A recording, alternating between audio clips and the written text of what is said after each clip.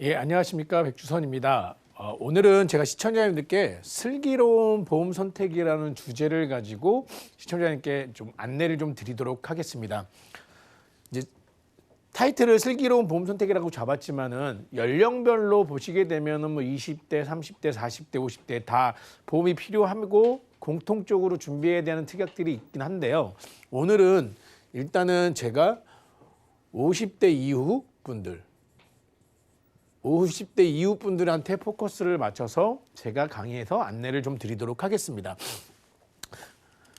먼저 첫 번째로 이제 내용을 보실 게 생애 치료비라는 제가 통계를 한번 갖고 와봤습니다. 보시게 되면은요, 12년도, 14년도 2년마다 이제 한 사람이 태어나서 생애 치료비로 얼마 정도 발생이 되는지 통계를 낸 건데, 보시면 생애 의료비 중에 65세 이후에 약 6,300만 원의 지출이 의료비로 지출이 된다. 이 금액은 전체 금액의 한 50%가 차지하게 되는 거죠.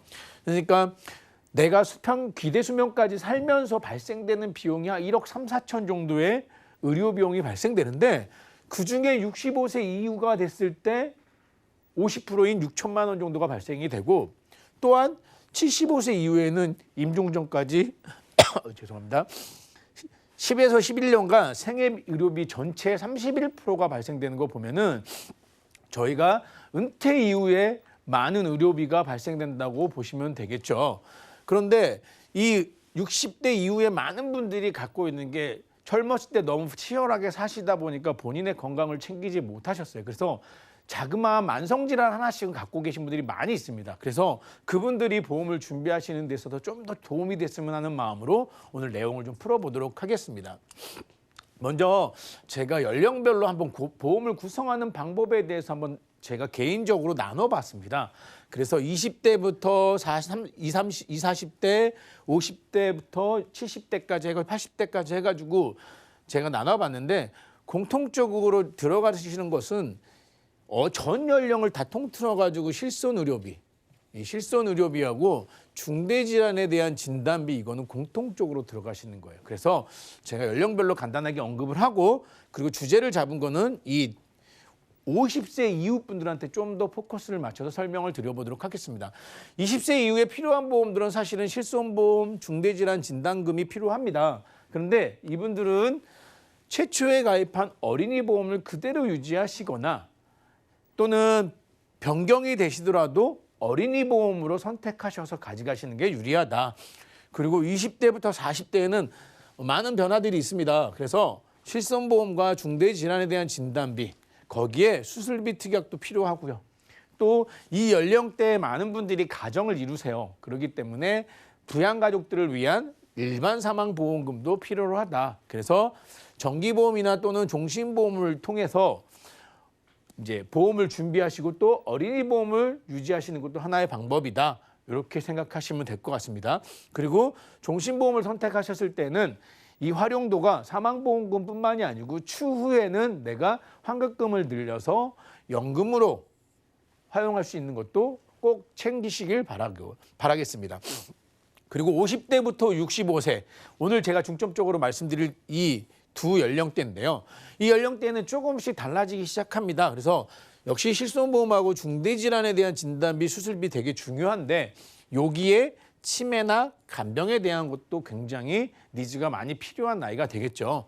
그리고 이 연령대 이후부터는 사실은 꼭 비갱신형을 선택하실 필요는 없다고 생각되는 게, 갱신형을 선택하셔도 보험료에 대한 부담을 줄일 수 있는 게, 과거랑은 다르게 갱신형도 20년, 25년 이렇게 30년까지 이제 플랜을 짤 수가 있게끔 되겠죠.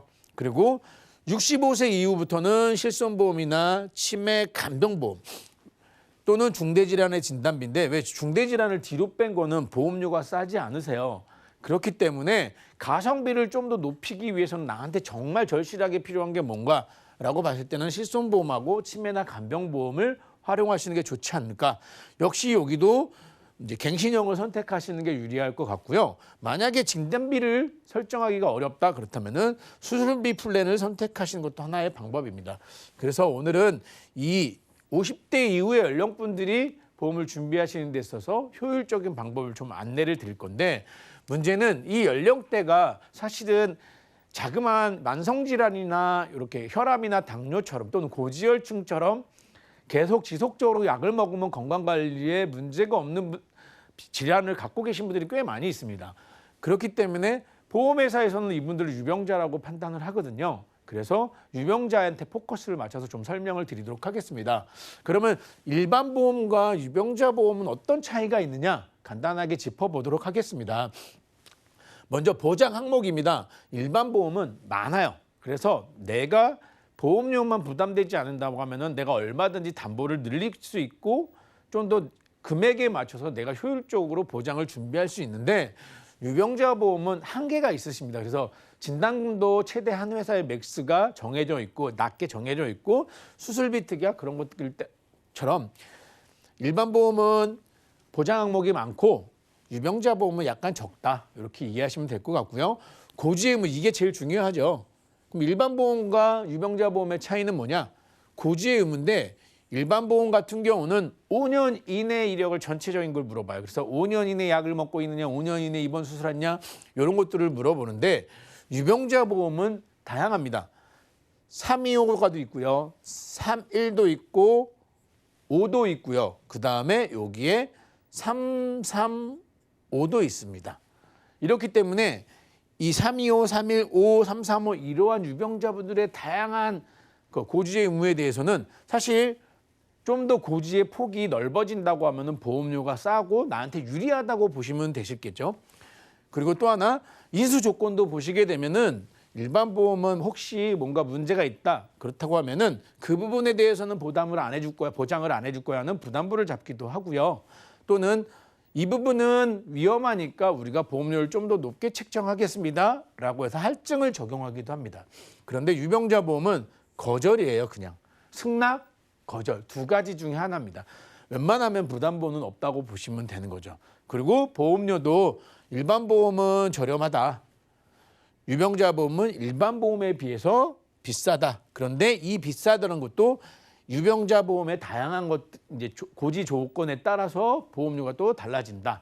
그래서 이 것들을 갖고 제가 한번 오늘 안내를 좀 자세하게 드리도록 하겠습니다. 먼저 오늘 방송에 나오는 내용들에 대해서 좀 관심을 많이 가졌으면 하는 대상을 제가 좀 추려봤습니다. 먼저 당뇨나 고혈압, 고지혈 등의 만성질환으로 보험을 준비하시는 분도 있어요.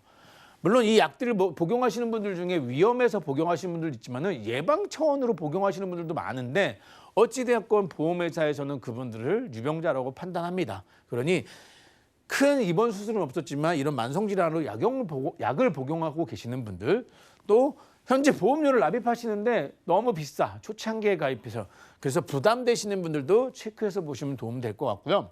또 가족력이 걱정되시는 분들 암이나 뇌나 심장 쪽 질환, 고혈압 관련된 질환 쪽에 가족력이 있는데 보험이 준비 안 되신 분들 그다음에 방송을 보시는 분들 중에 우리 부모님 보험을 조금 더 챙겨주고 싶은데 부담되지 않게끔 뭔가를 좀 준비하고 싶다 하시는 분들도 굉장히 큰 도움이 되실 것 같습니다. 그리고 진단 및 수술, 간병보험을 한 번에 준비하고자 하시는 분들도 도움이 되실 것 같습니다. 자, 다양한 유병자 보험의 조건들이 있다고 아까 말씀드렸습니다. 325도 있고 31도 있고 5도 있고 335도 있고 막 숫자로 여러 개 제가 언급을 하는데 이게 무슨 의미 아무도 아니고 이런 생각이 드실 건데요. 그거에 대해서 제가 하나씩 좀 풀어드리도록 하겠습니다. 먼저 여기 보시면 초간편 건강보험이라고 있어요. 초간편 질문이 딱 하나입니다. 5년 이내에 3대 질환에 대한 질문만 해요. 그래서 5년 이내에 암에 걸린 적 있느냐, 5년 이내에 뇌졸중 걸린 적 있느냐, 5년 이내에 급성심근경색 심장 쪽 질환 걸린 적 있느냐 요것만 물어보는 보험이에요. 그래서 가장 간편한 보험이죠. 그렇기 때문에 어쩌면은 전체 유병자 보험 중에 이 보험이 보장의 한도도 가장 적고 보험료도 비싸다고 하실 수 있을 거예요. 그 다음이 3일보험이에요. 3일보험은 뭐냐? 3개월 이내에 이런 적이 있느냐, 1년 이내에 입원 수술한 적이 있느냐 요것만 물어보는데 역시나 이 초간편 5만 물어보는 이 보험과 비슷해가지고 보험료나 이런 것들이 보장 항목이 한계가 있고 보험료가 좀 비싸다고 보시면 돼요. 그래도 이런 중증 질환에 질환 이력이 있으신 분들이 사실 과거에는 보험 가입하기가 너무 어려웠어요. 최근에는 그런데 이런 분들한테도 열려있는 길들이 있기 때문에 3대 질병에 대한 기왕력자들도 가입이 가능하고 여기에는 진단비나 수술비도 가입할 수 있다. 근데 이 초간편이나 간편 건강보험 같은 경우는 사실은 실제로 상담을 해보고 하시다 보면은 많은 제약들이 발생될 수 있기 때문에 꼭 자세하게 전문가들한테 상담을 받고서 준비하셨으면 좋겠습니다. 이제 두 가지 제가 이제 전해드릴 게 두 가지가 있는데요. 보시면은 이 유병자 보험입니다. 이 유병자 보험과 오늘 제가 중점적으로 전해드릴 내용인데 사실 이 유병자 보험이 325라는 질문만 있는 보험입니다. 이게 그 전부터 가장 많이 보편화되어 있고 방송을 보시는 시청자분들 많이 알고 계시는 보험인데 3개월 이내에 입원이나 수술 필요 소견을 받은 적이 있느냐? 2년 이내에 입원 수술한 적이 있느냐? 5년 이내에 암이나 중증 질환에 대해서 걸린 적이 있느냐? 요거에 해당이 되지 않으면은 얼마든지 보험을 준비하실 수 있어요. 그래서 갱신형도 선택할 수 있고 비갱신형도 선택할 수 있고 거기에 진단비, 수술비, 입원비 다 선택하실 수 있으세요. 그런데 최근에는 이 보험보다도 좀 더 유리하게 질문의 폭을 좀 더 다양하게 했지만 보험료는 낮추고 보장의 항목을 늘리는 유병자들도 나왔어요. 그래서 슬기로운 유병자 보험이라고 제가 이제 언급을 했는데 이 보험 같은 경우는 335예요. 둘이 비교해 보면은 질문이 비슷한 것 같은데라고 하시지만 여기 가운데 3이 3년 이내에 입원 수술한 적이 있느냐 요 차이가 있으세요. 그리고 5에 대한 것도 325는 암에 대한 질문만 있는데 5도 8대 질병이 있으세요. 그래서 8대 질병이 뭐냐? 암, 백혈병, 협심증, 급성심근경색, 뇌졸중, 간경화, 에이즈, 심장판막증 이런 것들의 이력이 있느냐라는 질문을 좀 더 늘림으로 해가지고 좀 더 325보다는 가입하기가 좀 어렵긴 했지만 많은 유병자분들 보험들 중에 보시게 되면 이 질환들 때문에 유병자가 아니고 다른 만성질환 때문에 유병자를 선택하시는 분들이 많거든요. 그분들한테는 보험료나 내가 가입할 수 있는 보장의 한도가 넓어져서 훨씬 더 유리하다고 보시면 될 것 같아요. 그래서 제가 언급한 것처럼 3개월 이내 입원 수술 추가 소견을 받은 적이 있느냐? 3년 이내 질병이나 사고로 입원 수술한 적이 있느냐?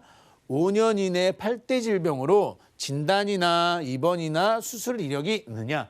요것만 물어보는 겁니다. 그래서 이제 조금 더 보험료를 낮추고 내가 가입할 수 있는 한도를 늘리게끔 만들어 놓은 거죠. 그럼 자세하게 한번 보도록 하겠습니다. 가입 한도가 어떻게 되냐면은 어찌되었건 간에 모든 보험들은요, 중요하신 게 내가 가입하고자 하는 연령에 따라서 한도가 다 있으세요. 일반 표준체 건강하신 분들도 연령에 따라 내가 얼마든지 가입할 수 있지는 않아요.